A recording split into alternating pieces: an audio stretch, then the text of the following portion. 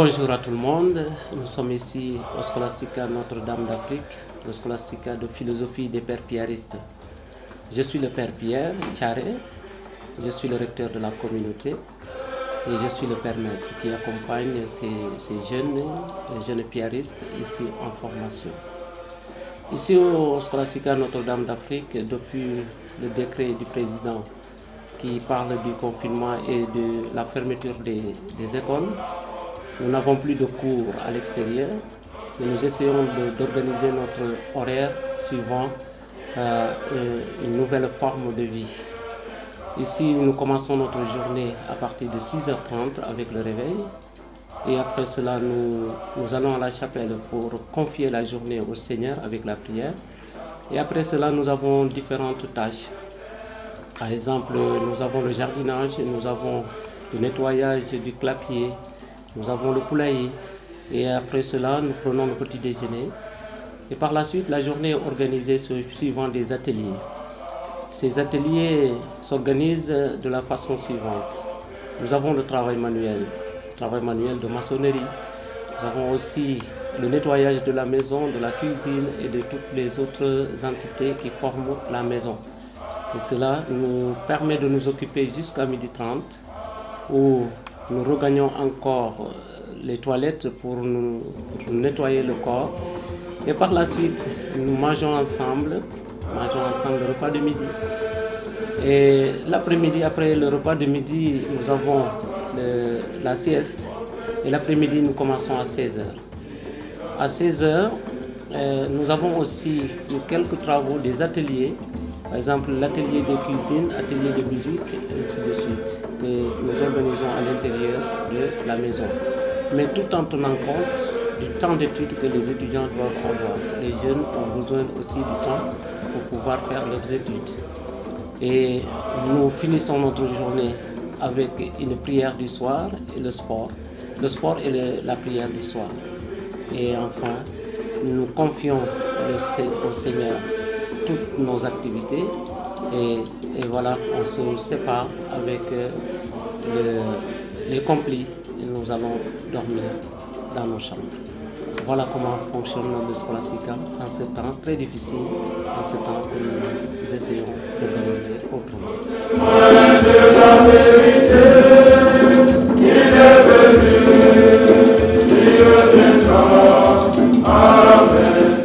Je suis le Père Bienvenu Manga de Saint-Jean de Calassens.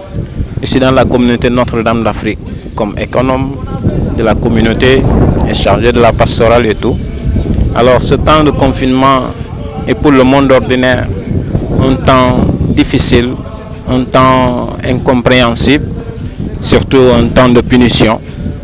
Mais pour moi c'est un temps de grâce où je dois encore m'interroger pourquoi toutes ces souffrances. Pourquoi l'invisible devient une difficulté ou un danger pour l'être humain? Alors, l'homme n'est plus la difficulté, l'homme n'est plus obstacle de l'homme, mais plutôt l'invisible. Alors, c'est une occasion pour nous de nous rattraper, de nous mettre au travail, de nous occuper davantage, de ne pas perdre la main, de ne pas perdre aussi le rythme du travail. Alors ici, en tant que communauté, on s'est dit qu'il y a du travail à faire. Manuellement, chaque matin, on se retrouve pour voir les choses qu'il faut réfectionner, les choses mal faites, pour les réviser et bien les reprendre en forme. Et puis c'est un temps aussi pour moi de pouvoir me mettre à jour par rapport à mon travail d'économie provincial. C'est là où je lis tout ce qui est fonctionnement des communautés, toutes les difficultés que les communautés voient ou bien rencontrent à travers les comptes de résultats que je lis. Alors c'est une occasion aussi pour moi d'entrer en contact avec les confrères, de voir ce qu'ils ont comme difficulté, de subvenir à leur aide, mais surtout d'avoir le sens de l'écoute. Alors nous voilà ici comme communauté, ensemble de toutes les communautés, mais ici on travaille. On travaille pour la gloire de Dieu et pour le salut de l'humanité.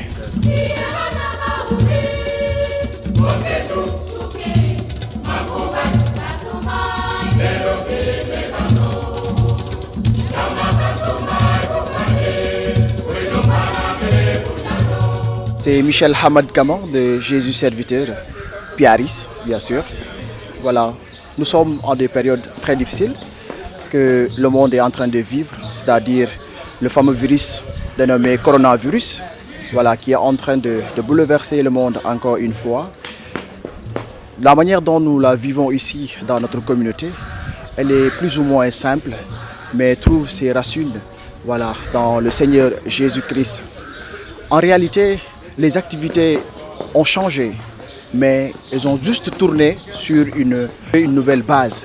C'est-à-dire, les activités continuent, mais elles demeurent à l'intérieur de la maison.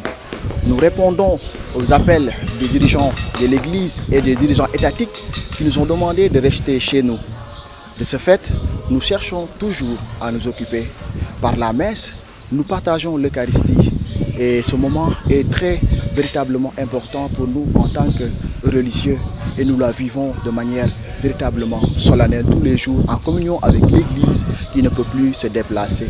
En dehors de cela, il y a également les études qui nous aident à nous sanctifier également, puisque de là-bas nous nous formons et cette activité n'a pas du tout changé, puisque cette formation intellectuelle, elle est non seulement communautaire, mais également elle est plus personnelle et chacun cherche aussi à se perfectionner dans cet appui. Donc nous voyons que cette donne n'a pas du tout changé.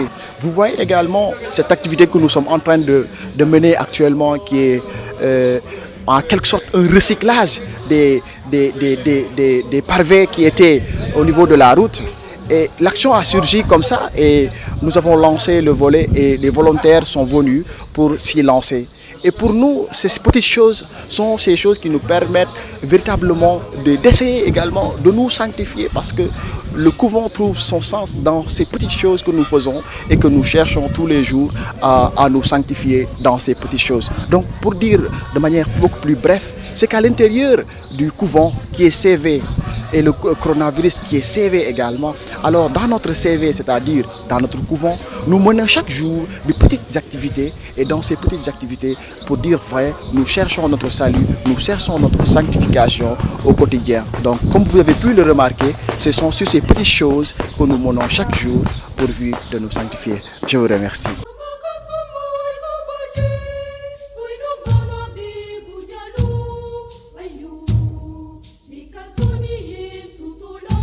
Je suis Henri Mwanangulu Kawata, de la nationalité congolaise de Kinshasa. Et à Notre-Dame d'Afrique, nous sommes scolastiques comme les autres. Pour ce temps de confinement, alors on ne reste pas seulement comme ça pour nous ennuyer. Et nous cherchons toujours quelque chose à faire afin qu'on soit occupé au long de la journée pour ne pas sentir cette ennui. Alors le matin, nous commençons avec les tâches communautaires, surtout pendant ces temps de vacances, et qui nous amènent à beaucoup d'ateliers au courant de la journée. Il y a la maçonnerie, il y a la pâtisserie, il y a d'autres ateliers, des films comme Manferran le fait, et avec les autres pères. Et maintenant, nous nous retrouvons maintenant à l'atelier de maçonnerie. Ce n'est pas obligatoire, c'est volontaire. Si tu veux apprendre quelque chose, alors tu t'attelles à ça. Ce que nous sommes en train de faire avec les autres. On a commencé le matin par remblayer d'abord l'espace et puis mettre les pavés et ensuite insérer cela avec les ciments. Donc voilà, c'est ce que nous faisons. Et les soirs comme ça, on vient arroser les jardins et on fait un peu de sport. Voilà, c'est ce qui nous permet à ce que nous puissions nous retrouver pendant cet état de confinement. Mais en tout cas, à vrai dire, nous ne sentons même pas ce confinement. Si vous restez sans rien faire, dans l'oisiveté, vous allez sentir le confinement. Mais si vous avez quelque chose à vous occuper au courant de la journée, en tout cas, ça se passe au bon temps.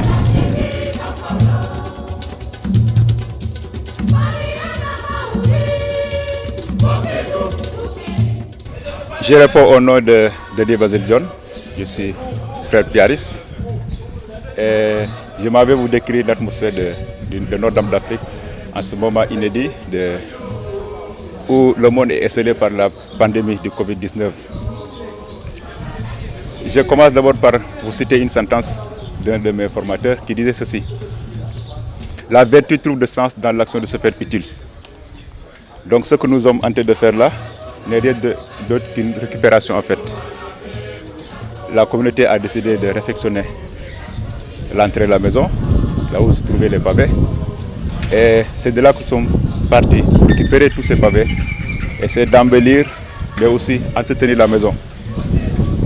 Et à voir de près, ceux qui s'y activent, vraiment ils le font avec cœur ouvert, parce que non seulement ils se sentent chez eux, mais ils le font pour eux-mêmes. Le confinement, je dirais que c'est une possibilité illusoire, si je peux dire ainsi.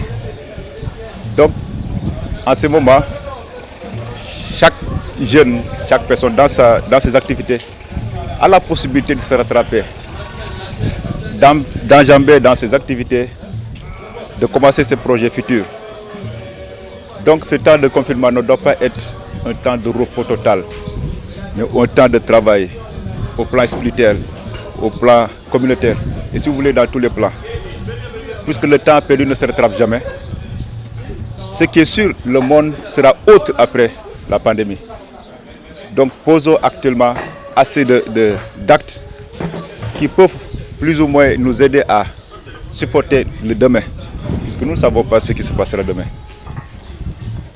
Et j'invite tout le monde à avoir cette vision du futur, que le futur c'est déjà le présent. Ce que nous serons demain dépend de ce que nous faisons aujourd'hui. Merci beaucoup. Bonjour, je suis Ferran, voilà, Mam Ferran. Je suis à Notre-Dame d'Afrique, un des formateurs. Nous sommes 4 formateurs et je suis frère. Donc, mon rôle ici, c'est de participer à la formation de nos jeunes. Mais en dehors de cela, j'ai aussi d'autres travaux dehors de la communauté. Fondamentalement 2 projets, le projet Ubuntu et le projet de Bourse Nouci. Actuellement, je suis, comme les autres, à ma 4e semaine de confinement. C'est beaucoup de temps, mais la première des choses que je voudrais laisser clair, c'est que nous vivons ça en privilège, franchement. Nous sommes très privilégiés. Les motifs de ces privilèges sont clairs. Le premier pour moi et principal, c'est que nous pouvons disposer, à différence d'autres, d'une Eucharistie chaque jour. Une Eucharistie d'ailleurs très pleine. Nous sommes au total 35 à la maison. Donc imaginez avec les chants qui remplissent la petite chapelle. C'est une Eucharistie bien vécue. Et en plus de cela, 3 autres moments dans la journée pour la prière communautaire. Donc ça, pour moi, c'est fondamental. Mais en plus de cela, nous avons la possibilité, grâce à Internet, grâce à nos ordinateurs, de continuer le rythme de travail comme si rien ne s'est passé. Maintenant, les jeunes sont à la 2e semaine de vacances. Mais les 2 premières semaines, ils ont travaillé normalement. La seule différence était faire le travail à la maison à la place de le faire à l'école. Nous aussi. On a beaucoup de travail à faire et j'ai la sensation que je ne peux pas finir tout mon travail. Un autre aspect aussi qui nous différencie, c'est que nous sommes dans une grande maison. Il y a beaucoup d'espace. Nous avons une cour très grande. Et j'ai besoin franchement de sortir presque toutes les 2 heures pour faire une promenade, sinon ici ça devient un peu lourd. La tête s'échauffe et je ne peux pas continuer. Donc en plus de la cour, j'ai découvert ces temps-ci qu'on a un jardin potager avec plus de 25 arbres. Donc les découvrir, se promener parmi eux, c'est être toujours en contact avec la nature, c'est un grand privilège aussi. Bonjour, je m'appelle Carlas, je suis père piariste. Je suis membre de la communauté de formation, de l'équipe de formation de Notre-Dame d'Afrique, donc c'est le Scholastica 1, le Scholastica de philosophie des écoles pieds de l'Afrique de l'Ouest. Et voilà, ici en plein confinement, bon, confinement entre guillemets, plutôt en plein pandémie, parce que le confinement n'est pas encore tellement effectif, malgré que le gouvernement, avec une grande diligence, a recommandé de pouvoir rester à la maison. Et puis aussi pour protéger nos aînés, surtout ceux qui ont plus de 70 ans. Et nos jeunes, nous sommes 35 religieux à la communauté, nous avons demandé de prioriser le fait de rester à la maison. Alors, comment nous vivons le Covid-19, comment nous vivons ce temps de pandémie? Alors, c'est comme tout, il y a des étapes. Il a eu la préoccupation, il a eu la surpréoccupation, c'est-à-dire la préoccupation qui ne mérite pas d'être une vraie préoccupation. Et puis, nous sommes rentrés dans un plateau, disons, que ça, peut-être c'est le bon état d'esprit, sans tomber dans le relâche. Alors, un des grands soucis pour un religieux, c'est comment pouvoir continuer dans cette relation étroite avec le Seigneur, comment continuer avec cette relation étroite avec le peuple, avec les fidèles, avec tout le monde qui est les bénéficiaires, avec qui nous travaillons, nous voulons travailler avec, comment le faire en temps de pandémie. Donc la pandémie là, c'est comme la maladie qui bloque les deux choses. D'abord, vous le savez bien, on ne peut plus prier ensemble avec le peuple, avec les fidèles, célébrer ensemble même la Pâque, les noyaux de la foi chrétienne. Et en plus, ça fait 3 mois, bientôt ça fera un mois que les écoles sont fermées, jusqu'au 4 mai. Et ça, c'est la mission naturelle des piaristes. Quoi faire quand la pastorale, quand l'école, quand les internats, quand nos enseignants, nos collègues ne sont plus là? Pire encore, ça s'interdit de les faire et ce n'est pas prudent de les faire. Et puis non plus le fait de prier comme peuple ensemble. Alors, il y a deux possibilités, c'est laver les mains comme Ponce Pilate dans ces lavements des mains perpétuels pour le Covid-19, ou bien s'engager de manière beaucoup plus créative. Et voilà le grand défi. Comment redimensionner, comment repenser la mission piariste dans ce temps de Covid-19. Peut-être la première des choses, c'est que les piaristes, nous sommes un type de religieux trop ad extra, trop mission ad gentes, trop à l'extérieur de la maison. Maintenant, nous sommes assis à la bibliothèque, par exemple. Ça fait du bien pouvoir rentrer à la bibliothèque pour se ressourcer la tête, ressourcer le cœur, ressourcer l'esprit, pouvoir être plus tranquille le matin à la messe, au moment de la méditation, au moment de la prière, pouvoir faire le petit déjeuner avec la communauté et dire un mot de plus, c'est-à-dire nourrir la convivialité avec la communauté, se connaître davantage, nourrir l'esprit, les découvertes que nous pouvons faire pour travailler plutôt quand tout ça sera passé et achevé, davantage avec nos enfants et nos jeunes. C'est la première des choses. Et l'autre, comme je viens de dire, c'est réfléchir quel type de réponse nous pouvons offrir pour ne pas laver les mains comme Ponce Pilate. Par exemple, une bonne et belle réponse déjà faite, c'est les vidéos avec les messes, avec un grand succès. Notre réponse, que malheureusement nous n'avons pas ni la technologie, ni nos enfants n'ont la technologie, l'investissement qu'il faut, c'est pouvoir faire les classes de manière numérique. Ça, il manquerait plus de capacitation avec nos enseignants et que tous les enfants puissent avoir un ordinateur et un Wi-Fi pour pouvoir faire ce type de classe numérique. Mais est-ce que par exemple, on peut faire comme à l'école Picharoy, travailler à travers les WhatsApp avec les profs d'études? Oui, ça c'est déjà une réponse.